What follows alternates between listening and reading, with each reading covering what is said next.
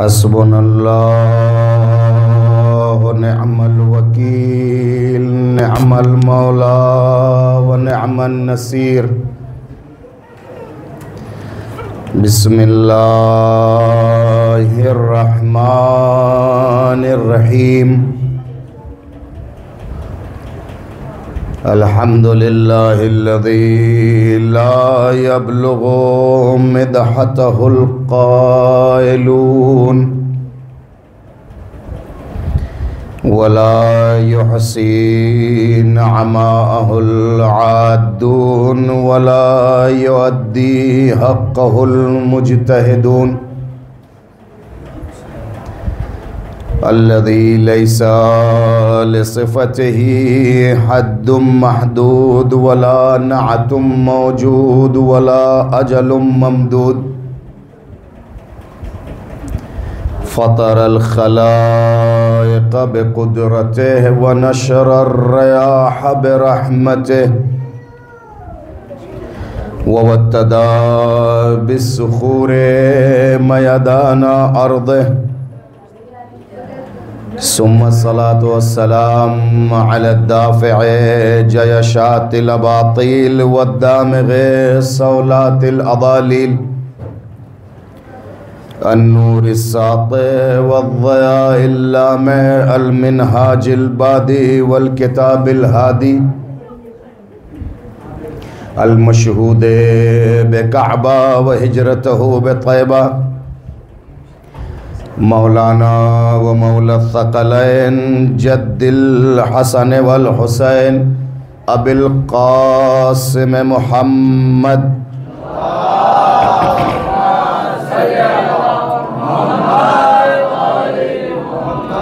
वस्सलातु वस्सलाम अला आलिहिल अत्यबीनल अतहरीनल मुंतखबीनल मुंतजबीन वलअनतुल्लाहि अला आदाइहिम दाइमन बाक़ियन मुतवातिरन मुतवासिलन मुतकासिरन मुतज़ाफ़िरा मिनल आना इला क़ियाम यौमिद्दीन। अम्मा बाद फ़क़द क़ालल्लाहु तआला व तबारका फ़ी किताबिहिल मुहकम व किताबिहिल मुत्क़न व क़ौलुहु अहसन। बिस्मिल्लाहिर्रहमानिर्रहीम। यौमा नदउ कुल्ल उनासिम बिइमामिहिम। सल्वा भेजे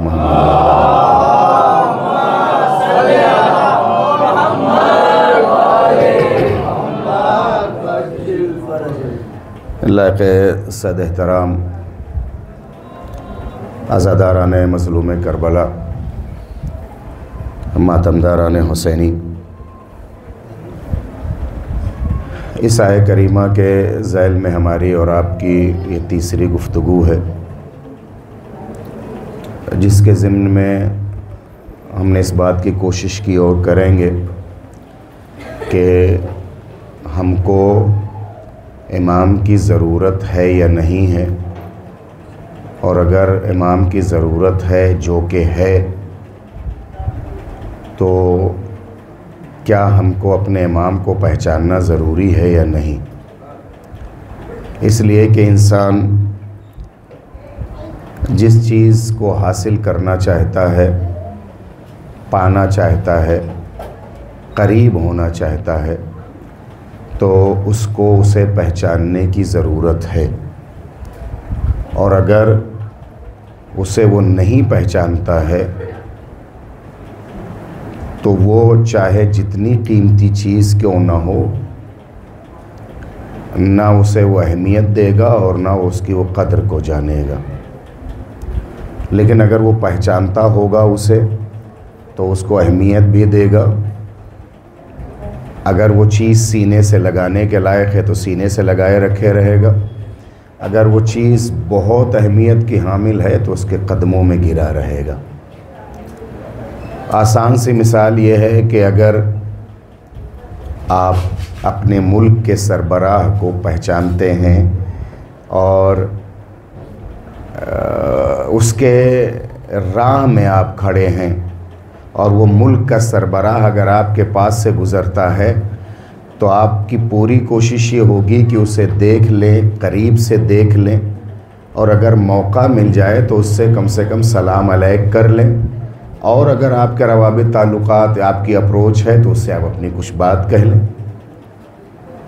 लेकिन अगर आप उसे पहचानते नहीं हैं और वो शख्स आपके सामने से गुज़र जाए तो आपके लिए उस मुल्क के सरबराह और मुल्क के वज़ीर आज़म या सदर में और आम बाज़ार में कोई फ़र्क नहीं होगा।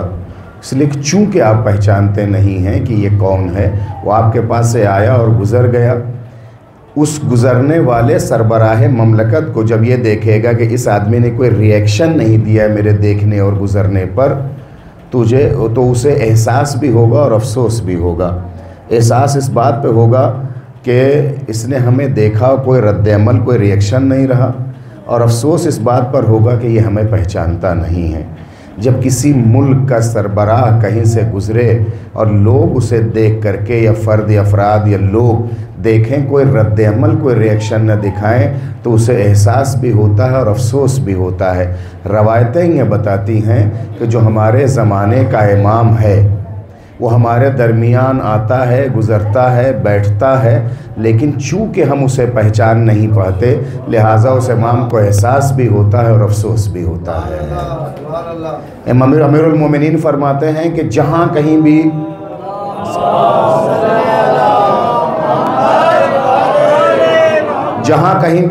अमीरुल मोमिनीन फरमाते, जहाँ कहीं भी हमारे चाहने वाले जमा होते हैं तो मेरा आखिरी फ़र्ज़न हुज्जत खुदा यमुर्रु अलैहिम युसल्लिम अलैहिम, अजीब गरीब जुमले हैं मौला के, कि वो उनके दरमियान जाता है, उनके दरमियान मेरा फ़र्जंद गुज़रता है, वो युसल्लिम अलैहिम, और उन्हें सलाम करता है। दिन के कम से कम हर नमाज के बाद तो आप अपने इमाम को याद करते और सलाम करते, आप सलाम करते और अपने इमाम को। क्या खुशनसीबी उन लोगों को जिन्हें आकर के इमाम वक्त ख़ुद सलाम करें। लेकिन उसके लिए शर्त है कि आपको एक जगह हो ना बैठना होगा, इत्तेहाद करना होगा, एकता करना होगा, एक सफ़ में रहना होगा, चाहे वो नमाज की सफ़ हो, चाहे मातम की सफ़ हो, मस्जिद में बैठना हो या मजलिस में बैठना हो। जब आप मिलके बैठेंगे तो आपका इमाम आपके पास खुद चल कर के आएगा और आपको सलाम भी करेगा। लिहाजा हमें इमाम की ज़रूरत है, उसी तरह से जिस तरह से जीने के लिए ऑक्सीजन और हवा की ज़रूरत है, जिस तरह से पानी को जीने, एक मछली के लिए पानी की ज़रूरत है, उसी तरह से हमको हमारे इमाम की ज़रूरत है। तो अगर जब हमें ज़रूरत उस ऑक्सीजन और पानी की तरह जैसे मछली को होती है, तो हमें पहचानना बहुत ज़रूरी है, बहुत ज़रूरी है। उसकी पहचानने की राहें हैं। आपको जाकर के चिल्ला नहीं कसना है, तपस्या नहीं करना है, जाकर के तस्बीह दिन के दिन नहीं भाजना है। सिर्फ़ आपको इतना करना होगा कि अपने वाजिबात इलाहिया पे अमल करें और जिससे अल्लाह ने मना किया है उससे दूर हो जाएं और इस लायक बना ले, तो आपका इमाम खुद आपके पास आएगा। मैं इमाम की ज़िंदगी का एक पार्ट फिर मैं कोशिश करूँगा आखिरी मजलिस में कैफियत पेश करूँ।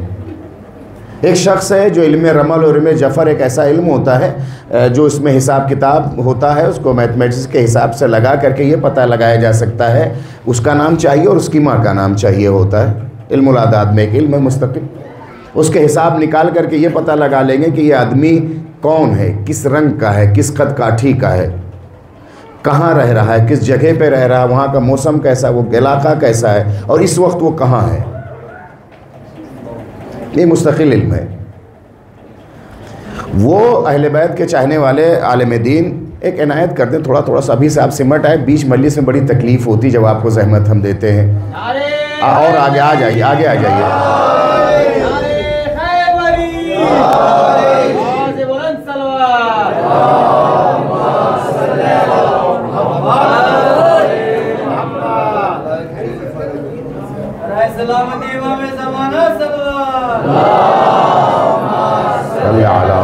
मोहम्मद वाले मोहम्मद। हमेशा वो इमाम के फ़िराक़ में रहते थे, कैसे इमाम को पालें, कैसे इमाम को हासिल कर लें, कैसे इमाम के कदमों में अपने सर को रख दें। मुस्तकिल वो हिसाब किताब किया करते थे।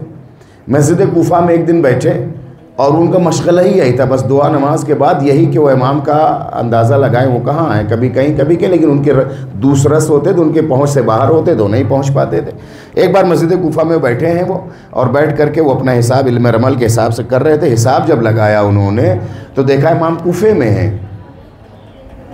कूफे में जिसको आज कहा जाए, और जूम किया तो पता चला वो मस्जिद कूफा के पास में है। इनकी हैरानी और बढ़ी, उसको और जब दकीक हिसाब किया तो मस्जिद कूफा की जो दीवार है, दीवार के पास इमाम है और ये मस्जिद कूफा के अंदर है। मस्जिद कूफा के दीवार के किस वाले से, मतलब लेफ्ट में, राइट में, इधर या कहाँ है? और जब दकीक हिसाब लगाया तो देखा जो एक लोहार की दुकान है, इमाम वहाँ है। सब कुछ उसी आलम में छोड़ा और फेंका। आपने अभी एक वीडियो भी देखी होगी कि रहबर मुअज़्ज़म ने एक मद्दाह को याद किया, किस अंदाज में वो भागा है, अपने दफ्तर और डायरी को जाकर के कदमों में बैठ गए हैं वो। ये तो कुछ नहीं, ये तो गैर मासूम है, एक हमारे रहबर हो, पेशवा, सब कुछ। कहाँ वो फ़र्जंदे ज़हरा, कहाँ वो सूरज का पलटाने वाले का लाल, कहाँ मुंतक़िम खून हुसैन, कहाँ सबबे बक़ाए कायनात हो। और जो जान जाए यहाँ खड़े हैं, इंसान सर के बल दौड़ करके जाएगा। सब कुछ उसी आलम में छोड़ा, और जिस आलम में तेरे गुफ्ता खेज़ा जिसको करते, गिरते पड़ते मस्जिद से बाहर, और मस्जिद से बाहर का जो हिस्सा, जो भी इलाका रहा होगा मस्जिद के कूफा के बाहर जो लोहार की दुकान थी, वहाँ तक पहुँचो। सांस फूल रही थी इनकी। देखा कि लोहार का रुख बाहर की तरफ है, जैसे होता दुकान के बाहर, और एक वजूद नाज़नीन, एक मह कामिल, एक हुस्न का मुरक्का, एक यादगार फ़ातिह खैबर, एक वजूद खड़ा हुआ है, लेकिन चेहरा लोहार की तरफ। खड़े रहे ये जब तक इमाम इजाज़त न दे, ना आप देख सकते हैं ना बोल सकते हैं। ये चंद मिनट तक खड़े रहे और इमाम उस लोहार से गुफ्तगू कर रहे थे। यहाँ रुक करके एक जुमला, कौन कहता है कि इमाम से मुज्तहिद से मिलते हैं? कौन कहता है कि इमाम से तस्बीह चलाने वालों से मिलते हैं? कौन कहता है कि सिर्फ नमाज शब पढ़ने वाले के पास इमाम जाते हैं? किसी की पेशानी पे नहीं लिखा होता कि इमाम का कितना करीबी है ये। लोग ये समझते हैं कि अगर शोरूम वाला है, पैसे वाला, बिल्डिंग वाला, तो इमाम जाएंगे। बिल्डिंग और पैसे वालों के पास सियासत मदार जाते हैं, इमामत नहीं जाती है।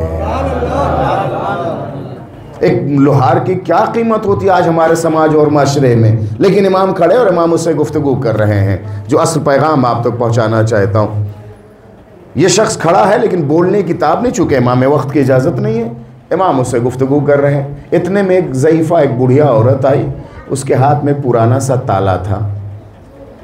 उसने आके लोहार को सलाम किया और सलाम करने के बाद कहा कि ये मेरे पास एक ताला है जिसकी चाबी नहीं है, तो इसकी चाबी बना दो। और फिर कहा बना क्या दो, अगर तुमसे हो सके तो तुम इस ताले को तुम ख़रीद लो और इसकी चाबी बना के तुम बेच लेना। बहुत यही सारा राज है पूरे वाक़े का। ज़ईफ़ा ने आके कहा कि इसकी चाबी नहीं है, चाबी बना दो पहले कहा। फिर कहा कि हम क्या करें कि हमें ज़रूरत भी नहीं है, ऐसा करो इस ताले को तुम ख़रीद लो और ख़रीदने के बाद इसमें चाबी बना करके तुम बेच लो। लोहार ने ये कहा कि ये ताला तुम कितने के बेचना चाहती हो माँ? तो उसने कहा कि मैं क्या कीमत बताऊँ इसकी, जो है जितने में ले लो। तो कहा नहीं, माल चूँकि आपका है, कीमत पहले आपको बतानी होगी कि आप कितनी कीमत में से बेचना चाहती हैं। अगर मेरे इम्कान और सकत में रहा तो लेंगे, नहीं होगा तो कुछ हम आपसे कहेंगे। तो उस बुढ़िया ने कहा कि आप हमें 1 दिनार दे दें, आज के ज़माने में 1 रुपया आप हमें दे दें, 1 रुपया दे दें, हम हमारे लिए काफ़ी रहेगा। अब उस लोहार ने कहा कि नहीं, बग़ैर चाबी के इसकी कीमत है 1.5 दिनार असल कीमत, और अगर इसकी चाबी इसके साथ होती तो इसकी कीमत होती 2.5 दिनार। मैं बहुत अहम बात गुफ्तगू कर रहा, जो जहाँ पहुँचा वहीं बैठ जाए, मजलिस को ख़राब ना करें। सलवात भेजें मोहम्मद व आले मोहम्मद पर।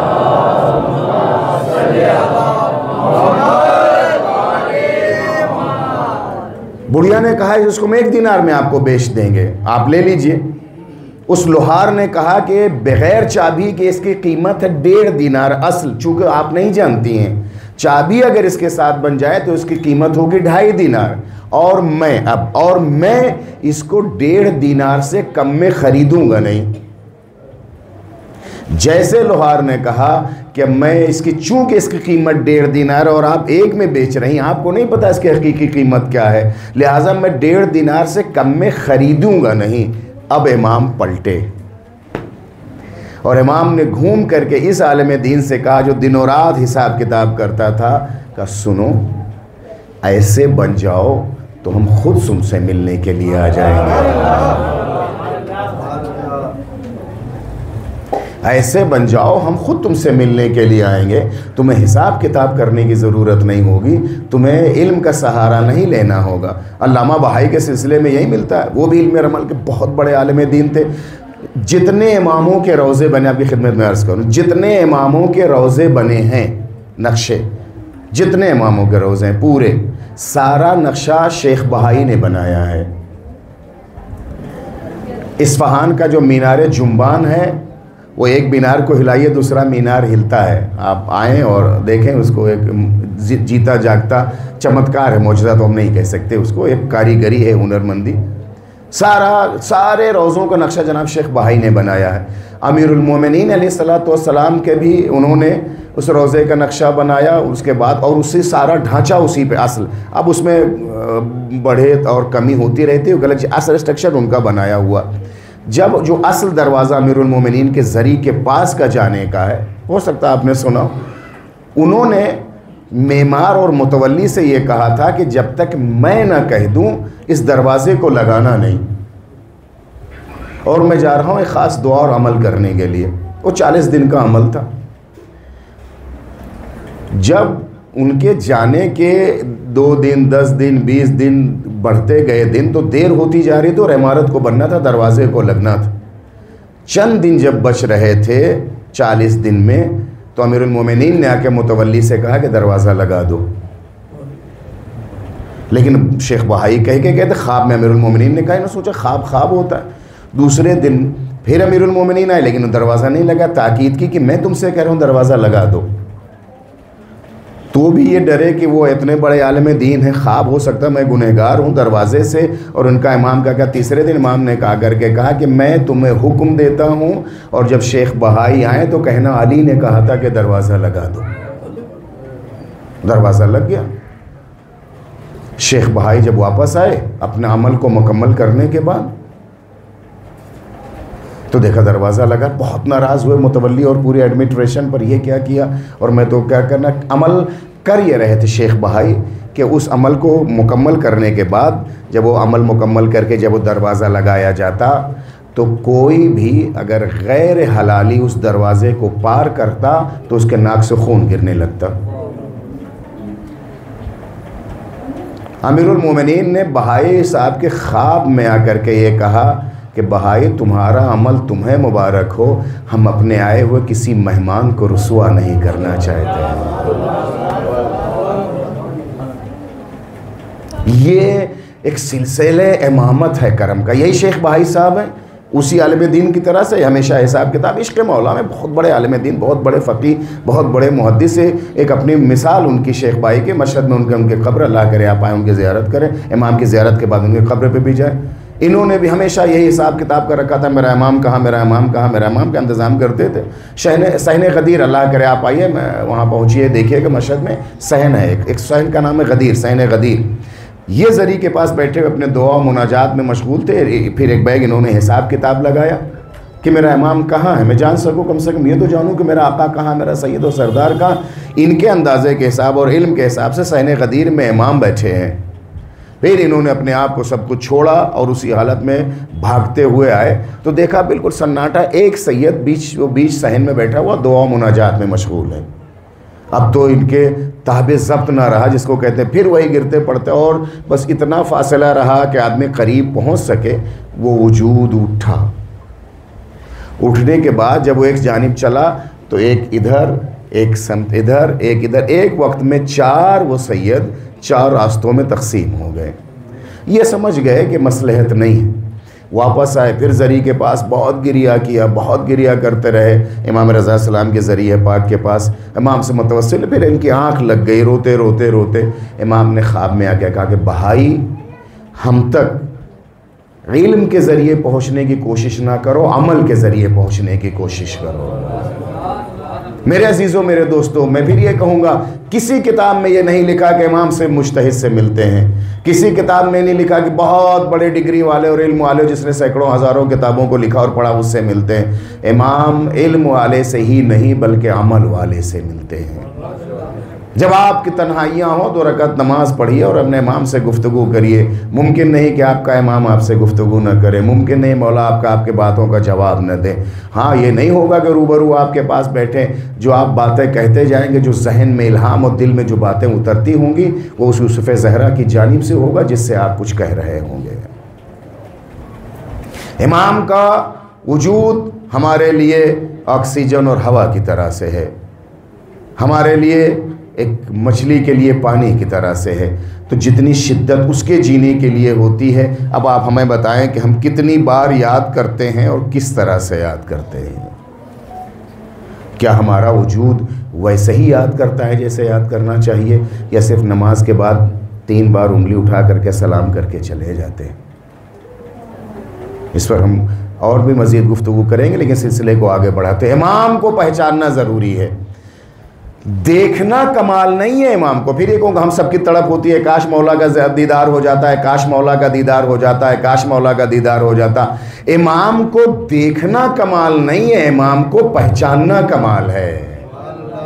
इमाम को सिर्फ देखना कमाल नहीं है। और आयतुल्लाह बहजत का जुमला भी खिदमत में नकल करूँ, कहा इमाम को देखना कमाल नहीं है, इमाम को पहचानना कमाल है। करबला में शिम्र और उमर साद भी अपने ज़माने के इमाम के हुसैन को देख रहे थे, मगर उनको उन्हें मार्फत नहीं थी। देखने को हुरमुला भी देख रहा था और हुर भी देख रहे थे, लेकिन जो सिर्फ देख करके रह गया वो हुरमुला रहा, और जो देख के पहचान के आ गया वो हुर बन गया है। लिहाजा जब कभी भी आप इमाम वक्त के दीदार की बात करें, दीदार की दुआ करें, तमन्ना करें, तो मारिफत के साथ की दुआ करें। मैं अगर पढ़ूं तो अगर आप इजाज़त हो तो एक अचानक शायद मौला का की अता इल्हाम हो कि इस वाक़े को मुकम्मल करूं। पहचानना किस हद तक ज़रूरी है। एक शख्स वो भी जिस तरह हम सब तड़पते हैं, तड़पने का मेयार और उसका स्टेटस अलग अलग होता है कि कौन किस हद तक इमाम को चाहता, दिन और रात इमाम के लिए परेशान रहता था और हमेशा ये दुआ पढ़ता था, अल्लाहुम्मा अरनी तलअतर रशीदा। अगर कोई बता दे ये किस जगह का जुमला है, ये मैं खुसूसी उसके लिए करबला जा रहा हूँ, उसके लिए दुआ करूँगा, अल्लाहुम्मा अरनी तलअतर रशीदा। ये दुआ नुतबा का जुमला है, पढ़ा करिए। कभी वक्त हो जाए जुमे को, महीने में एक बार सही, 2-4 महीने में अगर हर जुमे ना पढ़ पाएँ, पढ़ें। दुआ नुतबा मुसलसल पढ़ने, दुआ हज से जो बार 40 दिन पढ़ेगा इमाम का दीदार करेगा। और अगर दुनिया से चला भी गया है तो जब इमाम को ज़हूर होगा उसे ज़िंदा किया जाएगा। यह शख्स हमेशा ये विर्द करता था और इमाम के इश्क में गर्क रहता था। कूफे के पास खड़ा हुआ और इसी अपने धुन में इमाम के गुम है और गर्क है। इतने में देखा कि जो रोड और सड़क पर लोग जा रहे हैं, इसमें कुछ लोग ऐसे आ रहे हैं जिनके चेहरे नॉर्मल नहीं, आम लोगों की तरह से नहीं हैं। उनके चेहरों की हैबत, उनके चेहरों का नूर आम लोगों से जुदा है। और ऐसा कहा जाता है जैसे आंखों से पर्दे जब हटा दिए जाते तो वो वाली कैफियत है। चंद लोग आ रहे हैं, फिर और लोग आते जाते और बढ़ते चले जाते। आखिर में ये मजबूर होकर के आगे बढ़ा और जा कर के उसने सवाल किया कि आप लोग कहाँ के रहने वाले हैं, कहाँ है ये चेहरे मेरे लिए नए लगते हैं, आप लोग यहाँ के नहीं लगते, यहाँ के बासी और रहने वाले नहीं हैं। तो उन्होंने फसी अरबी में कहा कि तुम जिसके लिए परेशान हो, जिसको तुम तड़पते हो देखने के लिए, हम उसके सहाबियों में से हैं।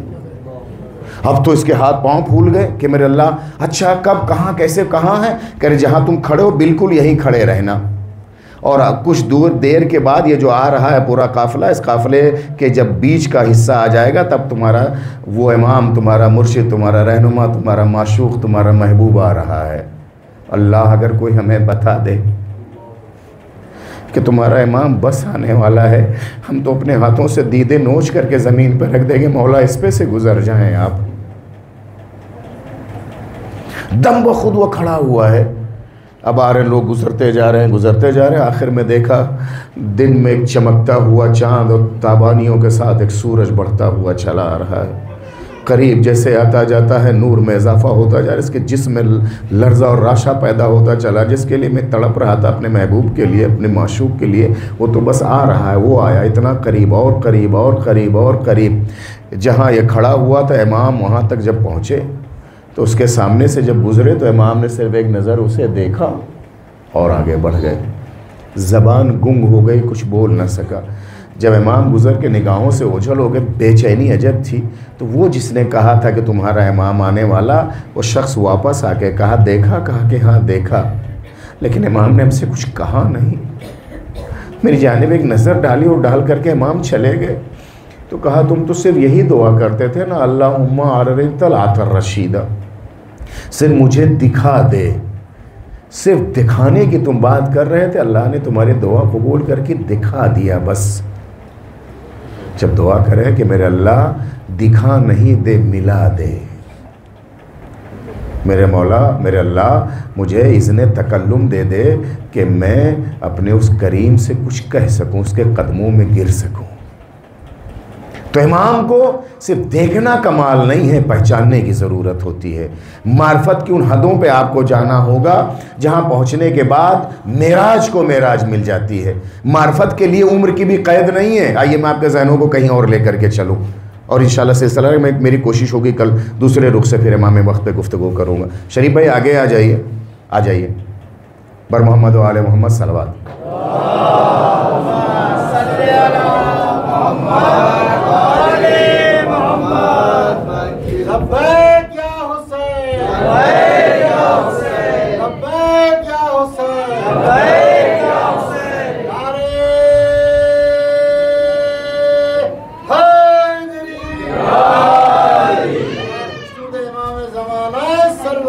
अल्लाहुम्मा सल्ली अला मुहम्मद व आले मुहम्मद वाजिल। मार्फत के लिए उम्र की कोई कैद नहीं होती है कि किस उम्र में जब आप मैच्योर हो जाएं, जब आप 30-40 साल के हो जाएं, तब जब आप बूढ़े बुजुर्ग हो जाएं, जब आप सनसफ़ेद हो जाएं, तब बच्चा नहीं जा सकता, लड़कपन के आदमी और नौजवान नहीं जा सकता, जवान इमाम से नहीं मिल सकता। जवान इमाम की मार्फत किसने कहा नहीं हो सकता? करबला ने दोनों मिजाज हम लोगों को बताया है, दोनों मिसालें करबला ने हमारे सामने पेश की हैं, जहाँ उम्र की कैद को करबला ने ख़त्म कर दिया है कि जिसे मार्फत इमामत होती है। मार्फत इमामत की ज़िंदा मिसाल वो है कि बच्चा अभी 1.25 महीने का भी नहीं हुआ है, मदीने से यह काफ़िला निकलना चाहता है, बहन ने अपनी आगोश में लिया है, बहन भाई बहन के सीने से ऐसा चिमटा कि छोड़ने का नाम नहीं लेता, लेकिन माँ आगे बढ़ती है, बच्चा आगे नहीं आता, फूफी आगे बढ़ती है, बच्चा आगे नहीं आता। इमाम वक्त जैसे हाथों को बढ़ाता है, हुमक करके बहन के सीने से चिमटा हुआ बच्चा इमाम की गोद में हुमक करके आ जाता है। क्यों? सिर्फ इतना था कि असगर के कान में कुछ कहा है, तो जो फरमाए, यही तो कहा जाता है ना कि असगर के कान में कुछ कहा है, तारीख नहीं जान सकी वो कुछ क्या था, वो कुछ क्या था, वो कुछ राज का राज रह जाता। बात इतनी सी थी कि मार्फत के उस मंजिल को हुसैन ने पहचानवाना चाहा था, जो असगर के कान में कहा था वही हबीब को खत में लिखा था। ऐसे खामोशी से न सुने मेरे अजीजों, जो असगर के कान में कहा था वही हबीब के खत में लिखा था। जो जितना राजदाराना गुफ्तगू होती है, हुसैन के इस राजदाराना कलाम को दुनिया जान ना पाती। लोग ये समझते कि बाप ने बेटे के कान में कुछ कहा है। अगर एक बाप एक बेटे के कान में कहता तो तारीख दफन हो जाती, लेकिन एक इमाम जब एक मामूम से कह रहा था, जिसे मार्फत की इंतहा थी, जब तक एक भाई बहन की गोद में था, न पुफी की गोद में आ रहा है, न माँ की गोद में आ रहा है, लेकिन इमाम ने जब कान में कहा तो गोद नहीं बदली है, अपने अकीदे का सफर करके बहन को छोड़ा, इमाम की आगोश में आ गया है। ये मार्फत की मेराज है। उम्र 1.25 महीने, महीना मुकम्मल, आप उम्र देखिए 1 महीना भी नहीं हुआ है बच्चे का, लेकिन मार्फत की जब इन हदों पे पहुंच जाता है तो बच्चा बहन की गोद से इमाम वक्त की गोद का सफर करता है। वो शख्स जिसके 90 साल की उम्र है, उसे घर में रहना चाहिए, शहर में रहना चाहिए, अपनी जिंदगी को गुजार के खत्म कर लेना चाहिए, लेकिन जो कान में कहा था वही खत में लिखा था कि हबीब तुम मेरी निस्बत रसूलुल्लाह से बेहतर जानते हो। उस निस्बत को पढ़ते ही कूफे से करबला हबीब का पहुंचना वही सफर है जो सुगरा की गोद से हुसैन की गोद का सफर था। हबीब का कूफे से करबला का वही सफर है जो सुगरा की गोद से हुसैन की गोद का सफर है। मारिफत जैसी होगी सफर वैसे ही होता चला जाएगा, और इस मारिफत की मंजिलों पे हमें आपको पहुंचाना होगा। वो बाबुल हवाए सरकार हजरत अली असगर अलैहिस्सलाम की मारिफत है। जब इमाम वक्त कान में बोलता है तो जो फरमाइएगा, ए जवानों बुजुर्गों आपके नाम है, मेरी माँ बहनों के नाम हदिया करना चाहता हूं। जब इमाम वक्त कान में बोलता है तो बच्चा बहन की गोद छोड़ करके इमाम की गोद में आ जाता है। लेकिन जब इमाम वक्त ना बोले, सिर्फ उस इमाम वक्त का नाम सिर्फ बच्चा सुनता रहे, तो जो बच्चा करवट नहीं ले सकता है, हुसैन का नाम सुनते ही उसका हाथ मातम के लिए उठ जाता है। वो असगर की मारिफत है कि उन्होंने अपनी शहादत का सफर तय किया। ये उस मासूम बच्चे के सदका है हमारे इन औलादों के लिए कि नाम सुनते हैं बच्चा हाथ उठा देता। जो माँ नहीं कह पाता, मामा नहीं कह पाता, बाबा नहीं कह पाता, क्या है हुसैन के नाम का मोजेजा। अपने बच्चों को सिखाते नहीं मातम हम लोग, नाम अब्बास का खुद हाथ उठा देता है। ये हमारे माँ और बहनों के उस शीरे पाक की बरकत है, हमारे इन बुजुर्गों के उस लुक़्मे हलाल की बरकत है।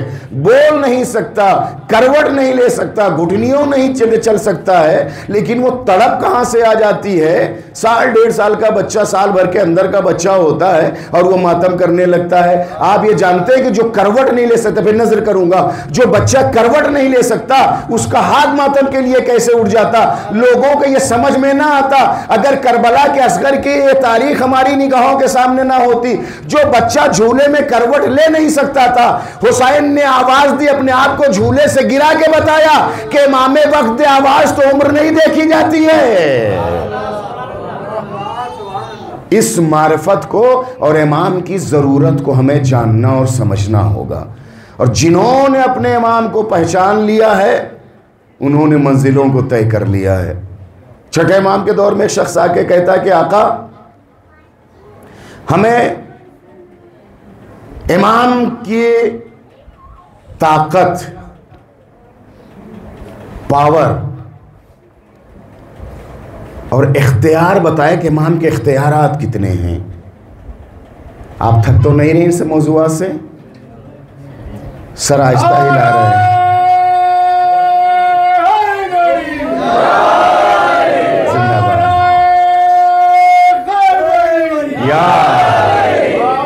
थोड़ा सा आगे आ जाइए, आगे आ जाइए, थोड़ा सा और आगे आ जाइए।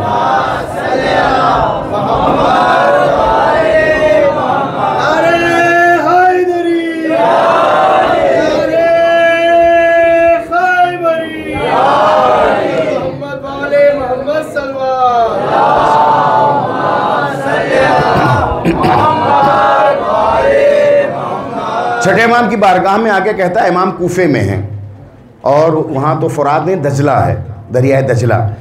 वहाँ पर दो दरिया हैं, दरिया फुरात और दरिया दजला इराक़ में। किनारे इमाम हैं और असहाब आपके पास बैठे हैं। वो उसी दरमियान आके कहता कि आका, मुझे इमाम के इख्तियारात बताएं कि इमाम जैसे आसान के क्या कुछ कर सकता है इमाम। जैसे उसने सवाल किया, इमाम मुस्कुराए और जो और दीगर असहाब बैठे थे, चंद लोग जैसे छोटे हमारे भाई तनवीर, मैंने इमाम ने नाम लिया फला से कि 2-3 लोगों से कहा कि इसके हाथ पैर पकड़ो, दजला में डाल दो। या अल्लाह, आका मैं ये पूछ रहा हूँ कि इमाम के इख्तियार क्या होते हैं? क्या इसको ले जाओ डाल दो। दजला के किनारे ले जाके दरिया में उसको डाला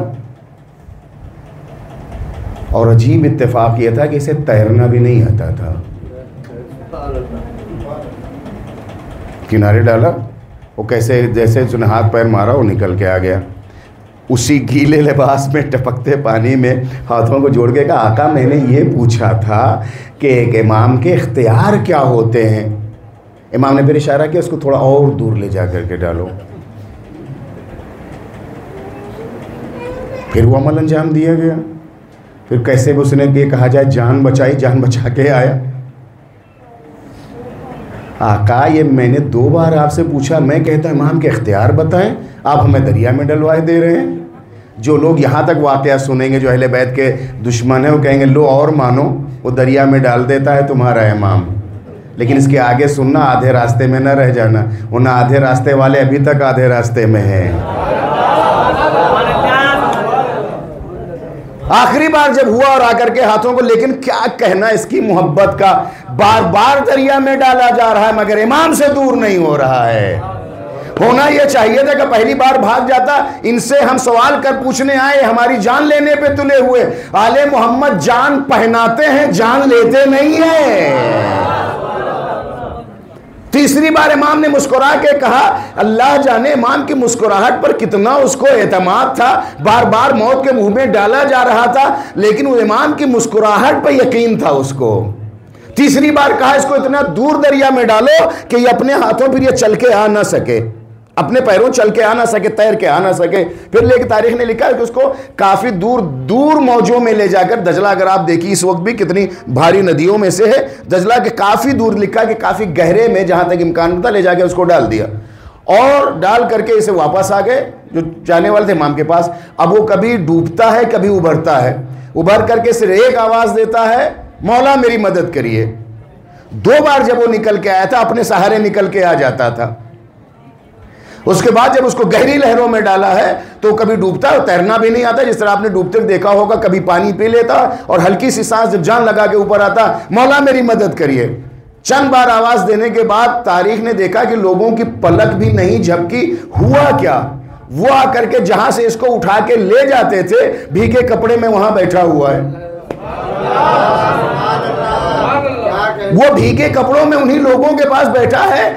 वो जो आया है उससे ज्यादा इन देखने वालों को हैरानी हो रही है कि अभी तो ये कह रहा था मौला मेरी मदद करिए, मौला मेरे हाथों को पकड़ लीजिए। ये हुआ क्या है, पलक झपकने में फिर भी देर होती है। ये आगे बैठा, जब ये कहा जाए, जब इसकी सांसें रुकी तो सांसों को रुकने के बाद इसने तो कुछ ना कहा, इमाम ने कहा कि तुम खुद इन लोगों को बता दो या अली। इमाम ने कहा तुम खुद इन लोगों को बता दो। इसलिए सब तो परेशान है ना, हुआ क्या है। तो आका हुआ ये कि जब ये डाल करके आ गए हैं, पहली मौज ने हमें नीचे किया तो हमने जाकर के कहा मौला मेरी मदद करिए, या इमाम सादिक मेरी मदद करिए। दूसरी बार तीसरी बार हमने आवाज दी, मैंने ये देखा हर मौज और हर लहर में आपका चेहरा दिख रहा था। मैं हर लहर हर मौज पे आपका चेहरा दिखाई दे रहा था। इतने आपकी मुस्कुराहट और आपका मुस्कुराता हुआ चेहरा, हर लहर में आपका चेहरा देख रहा था। मैं आपका फरियादी का। फिर उसके बाद कहा कि मुझे एहसास ये हुआ कि किसी ने मेरे बाजुओं को ऐसे पकड़ा जैसे माँ बच्चे को उठा के गोद में लेती है, और आपने हमें यहां तक पहुंचा दिया। अब इमाम ने मुस्कुरा के कहा, अब तुम्हें यकीन आया कि इमाम के इख्तियारात क्या होते हैं।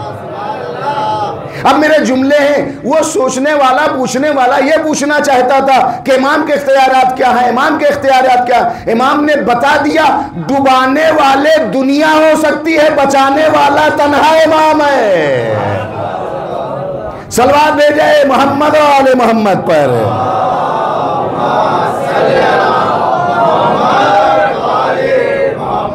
तो जिसे मारिफत हो जाती है, मौजों का क्या खौफ, गर्मी महशर क्या क्या खौफ, गुर्बत और परेशानियों क्या क्या खौफ। बस बात इतनी सी हमारे घबराने की कि हमें अली पर ईमान तो है, यकीन नहीं है। बहुत सख्त जुमला है ये। हमें अमीरुल मोमिनीन पर ईमान है, ये दर्जे हैं, इसके स्टेप्स हैं, यकीन नहीं। जैसे कहना क्या चाहते, मैं कहना ये चाहता हूं कि हम सबको मौत पर ईमान है, यकीन नहीं है। वो कैसे? इमाम फरमाते हैं, अजीब तो लिमन अयक़ना बिल मौत फ़कैफ़ यज़हक। इमाम फरमाते हैं कि मुझे हैरानी होती उस शख्स पर जो मौत का यकीन रखता है मगर ठट्ठे लगाता है। तो ईमान तो है कि है, लेकिन यकीन नहीं। और जिसे यकीन हो जाए फिर उसकी मारिफत का क्या कहना, फिर उसकी मारिफत क्या कहना। मिक़दाद का नाम तो आप सबने सुना है ना।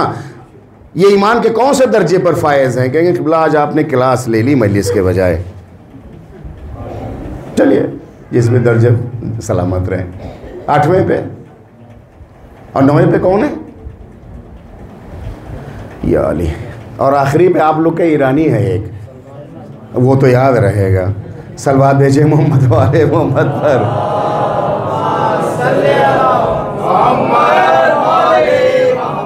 नहीं, एक जीती जागती सलवात पढ़ें तो फिर मैं वाक़या पेश कर दूँगा।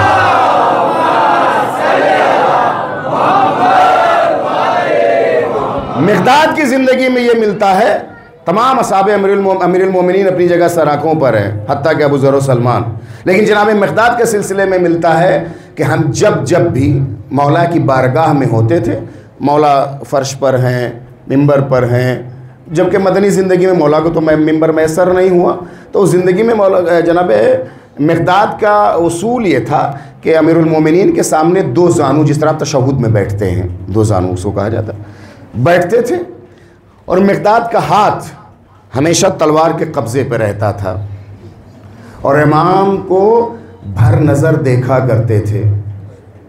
किस लिए?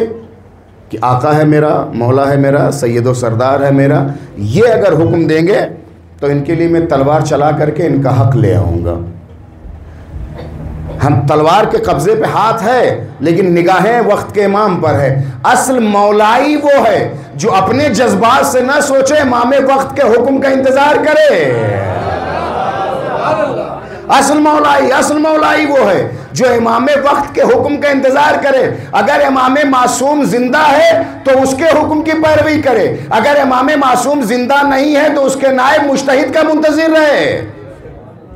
इमाम के चेहरे पर नज़र होती कि इमाम क्या कहना चाहते। आपकी ज़िंदगी में हमेशा ये वतीरा रहा, यही मिक़दाद है। एक बार अमीरुल मोमिनीन की बारगाह में कहा कि मौला मेरी ज़बान गुंग हो जाए, मेरी ज़बान की, मेरी अपने लफ्ज़ हैं जो लहजा पर उनका तारीख़ ने लिखा है कि बहुत अदब में, बहुत इनकिसारी और बहुत अपने आप को आजिज़ी के साथ कहा, मौला मेरा कोई मकसद नहीं है या अमीरुल मोमिनीन, बस एक बात दिल की है, दिल का राज तो आप जानते मगर कहना चाहता है। इमाम मुस्कुराए, कहो क्या कहना चाहते हो। मतलब मौला मैंने ये महसूस किया है कि आप सलमान को हमसे ज़्यादा चाहते हैं, आप सलमान को हमसे ज़्यादा चाहते हैं। इमाम ने सवाल सुना, मुस्कुरा करके रह गए, कोई जवाब नहीं दिया।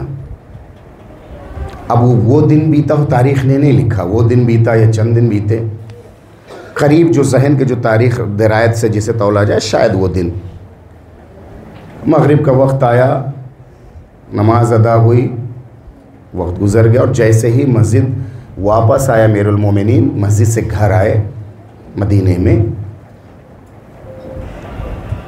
मौला ने कहा कि मिक़दाद लब्बैक या अमीरुल मोमिनीन, मस्जिद जाओ। मस्जिद से अभी आए हैं घर का, मस्जिद जाओ। बिला तकान उठे, एक बार भी ना पूछा कि अभी आए हैं और ये भी ना पूछा किस लिए जाएं। जहाँ इमाम के हुक्म पर फ़ौरन तामील कर ली जाए, असल मौलाइयत वो है, चूचेरा न किया जाए। फ़ौरन उठे, मस्जिद चले गए, मस्जिद गए, मस्जिद से वापस आए, आने के बाद बैठ गए। न जाते वक्त पूछा था कि किस लिए जाएं और न आने के बाद पूछा कि किस लिए भेजा था आपने। असल इताअत ये है, असल इताअत ये है। आके जब बैठ गए हैं मिक़दाद, अब इमाम ने कहा कि हो आए। कहाँ आका, आपने हुक्म दिया था। कहा मस्जिद से लेके घर तक कितने लोगों के निशानात कदम हैं। अब आजकल का तो टाइल्स तो नहीं लगे थे ना, तब तो रेत और बालू और मिट्टी और खाक हुआ करती थी। कब मस्जिद से लेकर के यहाँ तक, घर तक कितने लोग के निशाने कदम हैं। मिक़दाद ने कहा 2 लोगों के।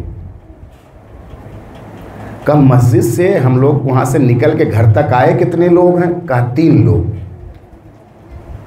का निशाने कदम कितने लोगों के। कहा 2 लोगों का। कहा किसके। कहा आपके और मेरे। आपके और मेरे। कहा मस्जिद से आया कौन कौन।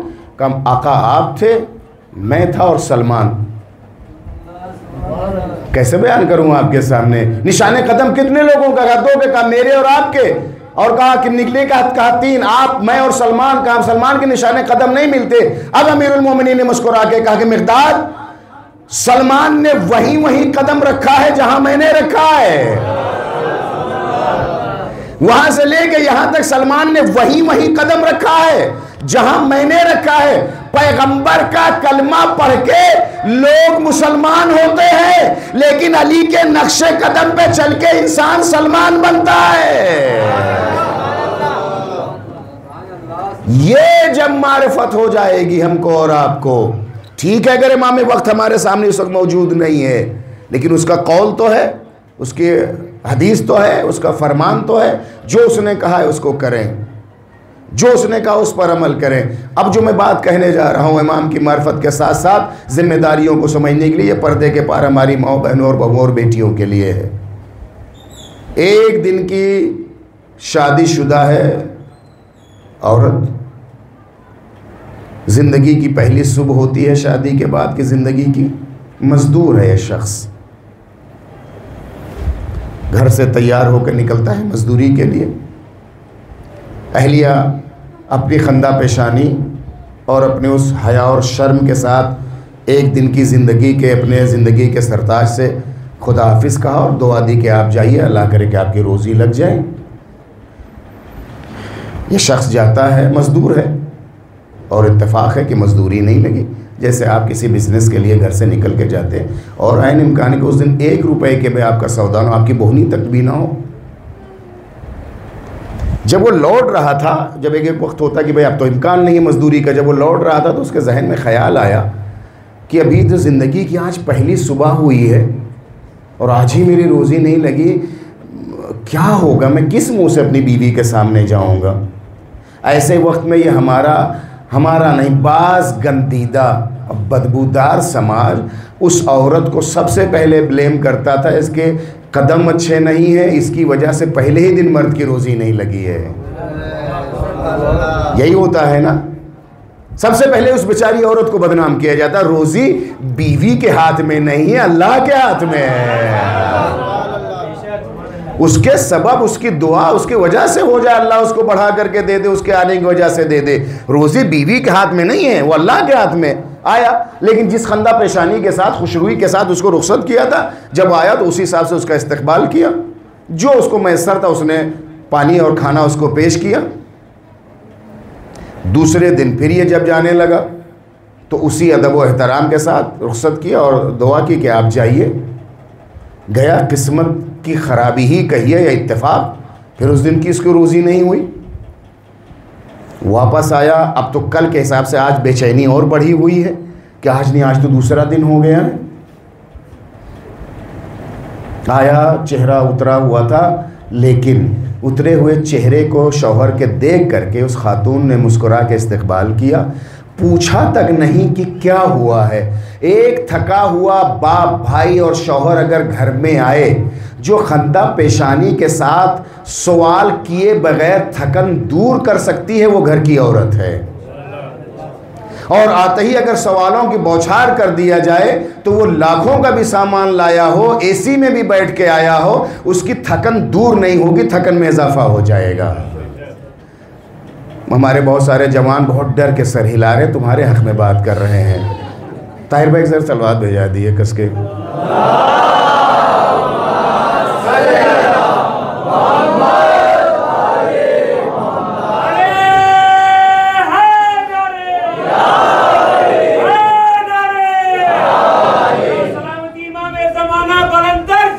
अल्लाहुम्मा सल्ली अला मोहम्मद वाले मोहम्मद वाजिल फरजो। दूसरा दिन में ऐसे ही हो गया, लेकिन उसके चेहरे पर, उस खातून खाना के चेहरे पे कोई शिकन नहीं, उसी एहतराम और उसी अदब के साथ शुक्रिया अदा किया और अल्लाह का कि ठीक है। तारीख ने लिखा है तीसरे या चौथे दिन जब वो जाने लगा शौहर, तीसरा दिन भी ऐसे ही हुआ, लेकिन कमाल था उस खातून खाना का, उस कनीज़े इलाही का, उस कनीज़े खुदा का। न तंज किया, न पूछा, न अफसोस का इजहार किया। टूटे हुए मर्द को बिखरने से जो बचा ले वो औरत होती है। और बड़े से बड़े बहादुर मैदान के बहुत बड़े पहलवान को लम्हे में जो शीशे की तरह चकनाचूर कर दे वो भी औरत होती है। जो बिखरने ना दे वो औरत है, जो बिखेर दे वो भी औरत है। अब वो माँ की तरबियत के ऊपर है। ये तो नसीब है कि खदीजा किसी को फातिमा बना दे, जो इमाम वक्त का सुकून का सबब बन जाए और किसी की माँ किसी को ऐसा बना दे कि पैगंबर की आबरू ले ले।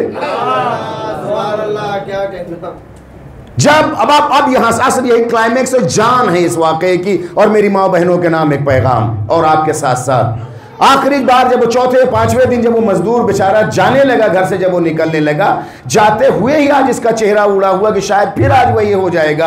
आज जब उस बीवी ने अपने शौहर के उतरे हुए चेहरे और परेशान हाल को देखा, चेहरे का रंग बदला हुआ देखा, तो रुखसत करने से पहले उसने कहा कि सुनिए, 3 से 4 दिन से मैं देख रही हूं कि जाते वक्त पहले दिन के बाद दूसरे दिन से जब आप जाते हैं तब भी आप मायूस होते हैं, और जब आप वापस आते हैं तो भी आपका चेहरा उतरा हुआ रहता है, और आप ये सोचते हैं कि रोजी आज नहीं लगी, आज भी मजदूरी नहीं हुई, आज भी मजदूरी नहीं हुई। मेरे हाथ जोड़ के, जवानों तुम्हारे नाम पैगाम, मेरी माओ बहनों बहुओं बेटियों के नाम, मैं हाथ जोड़ करके आपसे इल्तिजा करती हूं, ये 4 दिन नहीं, जिंदगी के 40 दिन भी अगर आपकी रोजी लगे न लगे मैं फाका कर लूंगी, लेकिन मेरी खुशी के लिए आप एक लुक़्मा हराम घर में न लाइएगा।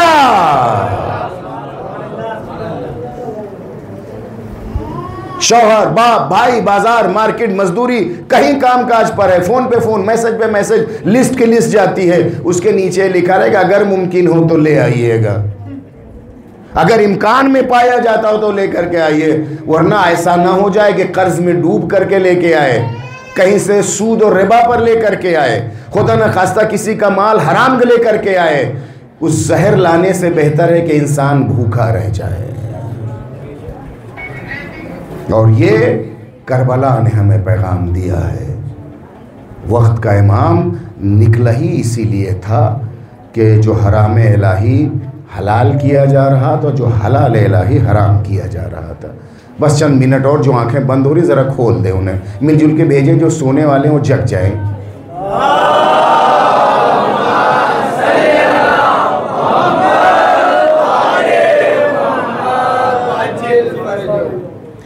इसी पैगाम को पहुंचाने के लिए हुसैन ने अपना सब कुछ कुर्बान कर दिया है। सोचें आप, जिसने कायनात को आज़ादी का पैगाम दिया हो, उसकी बहन के हाथों में रस्सियां बांध दी जाएं।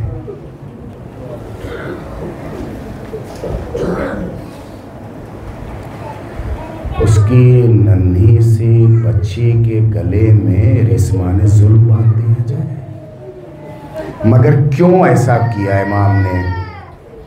सिर्फ इसलिए कि नाना का दीन बच जाए। यहाँ हमारे इस तरफ बहुत सारे हैं जो भाई बैठे हैं, हमारे पर्दे के पार हैं जो बहनें बैठी हुई हैं। बहन और भाई की मोहब्बत की मिसाल दुनिया में नहीं मिलती है। कहा यह जाता है कि एक रस्सी थी और कई गले बंधे हुए थे,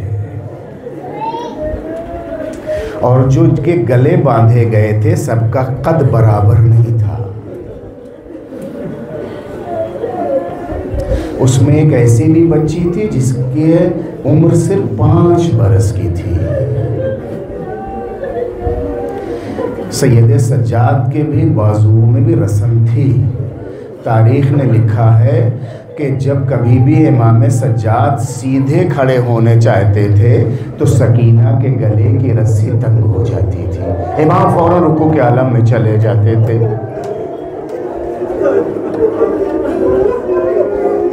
इतनी आसानी से आपने इस जुमले को सुन लिया। मेरा इमाम जैसे सीधा खड़ा होना चाहता था, सकीना के गले की रस्सी तंग होती थी, बिना फासला इमाम रुकू के आलम में चला जाता था। तारीख ने लिखा इमाम मेरा मुसलसल रुकू के आलम में चलता रहा है। और यही वजह है कि जब असीरों के गलों से और बाजुओं से रस्सी खोलने की बात आई है और बच्ची समझ के जालिम जब पहले सकीना के पास गया है कि रस्सी को खोल दे, तो शहजादी ने तड़प के कहा है पहले मेरे भैया के गले से रस्सी खोल। ये वो मारिफत इमामत है। यही कूफा, अभी तो काफिला ये कूफे में रुका हुआ है ना। तारीख ने लिखा है तारीख ने लिखा है कि एक हुसैन की चाहने वाली थी, शीरी जिसका नाम बताया जाता है, हर शबे जुमा अपने आका के सलामती की नजर दिलाती थी। तारीख ने लिखा है कि जब ये लुटा हुआ काफिला कूफे आया है तो तमाम ख़वातीन ने ये कहा कि चलो असीरों का तमाशा देखेंगे, कुछ लुटा हुआ काफिला आया है उसका तमाशा देखेंगे। इसने कहा नहीं नहीं, मैं असीरों का तमाशा नहीं देख सकती। कहा क्यों नहीं? कहा मेरी शहजादी ने कहा था कि कभी किसी असीर का तमाशा न देखना। कौन है तेरी शहजादी? मैं शहजादी का नाम नहीं ले सकती हूँ, मुझे बचपन से तरबियत है कि अपनी शहजादी का नाम नहीं ले सकती। जब कूफे की औरतों ने बहुत इसरार किया कि हम ऊपर नहीं जा सकते, थोड़ा सा जो फासला बाला खाने का यहाँ से देख लेते हैं, तारीख ने लिखा है कि उस बाला खाने पर जो बालकनी का हिस्सा जिसे कहा जाए, वहाँ पर ये तमाम ख़वातीन के साथ शीरी कहती कि मैं खड़ी हुई थी। पहले दफ बजाने वाले गुजरे, उसके बाद एक मुनादी निदा दे रहा था, आओ असीरों का तमाशा देखो, आओ यतीमों का तमाशा देखो, आओ कैदियों का तमाशा देखो। फिर एक आवाज़ आई और रसूल की नवासियों का तमाशा देखो। मुझे कान पे यकीन नहीं आया। फिर कहता है कि अली की अल्लाह, अली अली अली की बेटियों का तमाशा देखो। मेरे कान के पर्दे फटे जाते थे। क्या ऐसा मुमकिन है मेरे बाप की बेटी कूफे आ जाए, मेरे बाप की बेटी असीर कर ली जाए? फिर शीरी कहती है कुछ नेज़े गुजरना शुरू हुए, नेज़ों पे कुछ सजे हुए सर आए, लेकिन चेहरों पे इतनी गर्द थी मैं पहचान न सकी। और आवाजें गिरिया बुलंद करें, आवाजों को बुलंद करें, हम हमें ज़माना आपके लिए दुआ करेंगे। एक एक सर आता जाता है। एक सर को देखा ऐसा 14वीं रात की चांद की तरह चमक रहा था। एक नन्हा सा भी सर आया जिसका गला भी छिदा हुआ,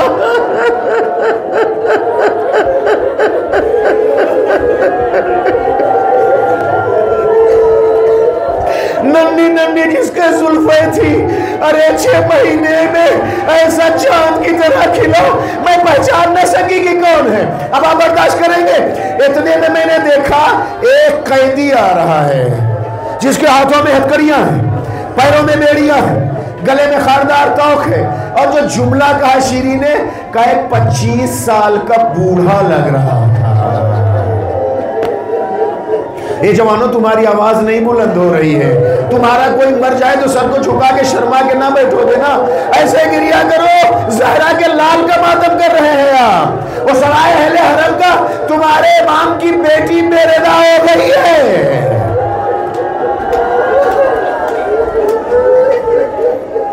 उससे पूछा कौन है आप, कहां के रहने वाले हैं? और एक जुमला बर्दाश्त करेंगे। शीरी कहती मैंने देखा उसके पैर में जो बेड़ी पहनाई हुई थी, बेड़ी की रगड़ से पिडली का गोश्त कट के गिर गया था। मुझसे कहते मसाज ज्यादा पढ़िए, सब मसाज में न पढ़ पाता हूं, न मैं बर्दाश्त कर पाता हूं। अब आपको एहसास हुआ ये मीलों जो इमाम चला है, लोहा जो पहनाया गया था, चलने की वजह से पिडली का गोश्त कट गया था।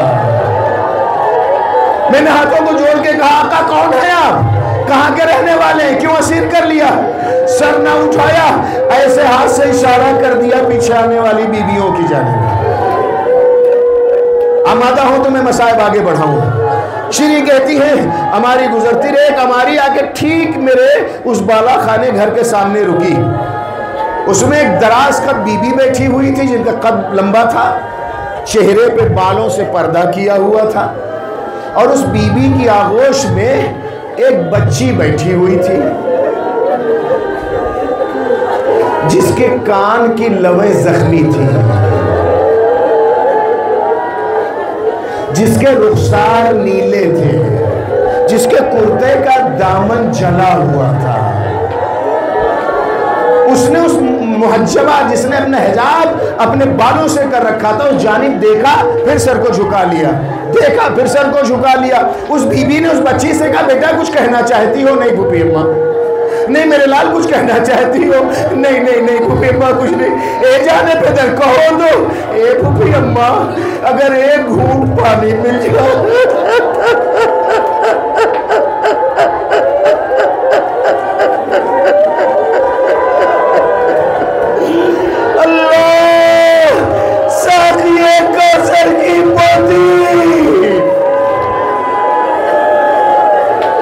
ए फूफी अम्मा, अगर एक घूंट पानी मिल जाता। शीरी कहती मैंने जैसे इस आवाज को सुना लेकिन मैं भागी जल्दी से पानी के लिए। बीबी ने कहा बेटा मैं तुम्हें पानी की इजाजत न देती अगर तहे खंजर तुम्हारे बाप ने सवाले आब न किया होता। मैं जल्दी से उतर के आई, मैंने कूजे सर्फ में पानी भरा, पानी भरकर लेकर जल्दी से गई। चूंकि ऊँट का तो हाइट ऊपर कद ऊपर होता है ना, मैंने बाला खाने से ऊपर से उस बच्ची को पानी दिया। कहे बीबी जब आप पानी पी लीजिएगा तो मेरे लिए कुछ दुआ कर दीजिएगा। आवाजें जवानों रोते हुए न शर्माओ सकीना पर, अल्लाह तुम्हारी छोटी बहनों को सलामत रखे। ए भाइयों अल्लाह तुम्हारी बच्चियों को सलामत रखे, न वो यतीम हो, न उन्हें कोई तमाचे मारे, न उनके कानों के लबे चीरी जाए। ए बीबी जब पानी पीजिएगा तो मेरी कुछ दुआएं हैं कर दीजिएगा। लब के पास ले जाने वाली एक बार श्री के उस बीबी ने कहे बेटा पानी बाद में पीना, पहले इसके लिए दुआ कर दो। ए बेटा पानी बाद में पीना, पहले इसके लिए दुआ कर दो। क्या तुम्हारी दुआ है? ए बीबी मेरी दुआ ये है कि आप ये कर दें कि अल्लाह मेरे शहजादे को सलामत रखे। क्या नाम है आपके शहजादे का? नहीं मैं अपने शहजादे का नाम नहीं ले सकती। जब इसरार किया तो सकीना ने कहा कि बीबी अगर आप नाम ना बताइएगा तो मैं दुआ किसके लिए करूंगी? शहर का तो नाम बता दीजिए। कहाँ शहर का नाम बता सकते? कहाँ का शहर? मदीना।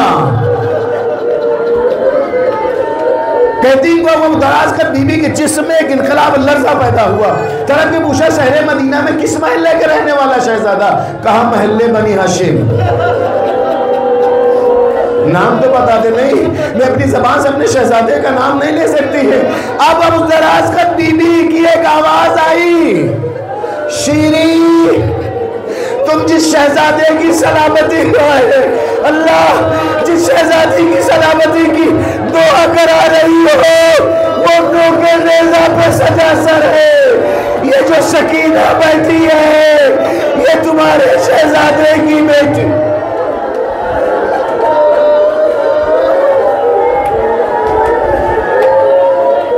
दूसरी दुआ, बीबी अब क्या करूं, अब कैसी दुआ करूं? आपसे एक जुमला इतना कर दीजिए जैसे आप यतीम हुई है, कोई बच्ची यतीम न हो, जले हुए कुर्ते के दामन को उठाया। ए मेरे अल्लाह सकीना के यतीमी का वास्ता, जले हुए कुर्ते के दामन का वास्ता, जैसे मैं यतीम वैसे कोई